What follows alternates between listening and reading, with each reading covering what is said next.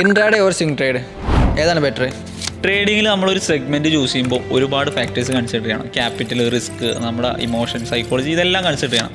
ഇതിനൊക്കെ പുറമെ ഞാൻ കൂടുതൽ ഫോക്കസ് ചെയ്യാൻ പറയുന്ന, അല്ലെങ്കിൽ നമ്മളറിയുന്നവരോട് അവർ ചോദിക്കുമ്പോൾ പറയുന്നത്, ഇൻട്രാഡേ ചൂസ് ചെയ്യണമെന്നുണ്ടെങ്കിൽ നമുക്ക് ടൈമും ഫോക്കസും അവൈലബിൾ ആയിട്ട് വേണം. അപ്പോൾ മാർക്കറ്റ് ക്ലോസ്ലി ഒബ്സർവ് ചെയ്യാൻ പറ്റിയ ഒരു എൻവയോൺമെൻറ്റിൽ ഇരുന്നിട്ട് വേണം നമുക്ക് ട്രേഡ് ചെയ്യാൻ. പക്ഷേ ഷോർട്ട് ടേം ട്രേഡിങ് അല്ലെങ്കിൽ സ്വിംഗ് ട്രേഡിങ്ങിലേക്ക് വരുമ്പോൾ നമുക്ക് കുറച്ചുകൂടി റിലാക്സ്ഡ് ആയിട്ട് ചെയ്യാൻ പറ്റും. അപ്പോൾ നമുക്ക് അത്യാവശ്യം നല്ലൊരു ക്യാപിറ്റലൊക്കെ ഉണ്ടെന്നുണ്ടെങ്കിൽ റിസ്ക് ഫ്രീ എന്ന് പറയുന്നത് കമ്പാരേറ്റീവ്ലി റിസ്ക് ഫ്രീ, ഇൻട്രാഡേനെ കമ്പയർ ചെയ്യുമ്പോൾ റിസ്ക് ഫ്രീ ആയിട്ടൊക്കെ നമുക്ക് ചെയ്യാൻ പറ്റുന്നത് സ്വിംഗ് ട്രേഡാണ്.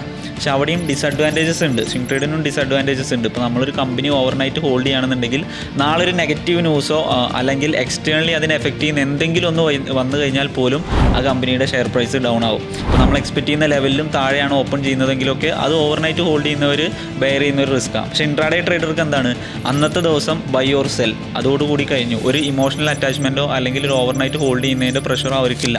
രണ്ടിനും ഡിസഡ്വാൻറ്റേജും ഉണ്ട്, അഡ്വാൻറ്റേജും ഉണ്ട്.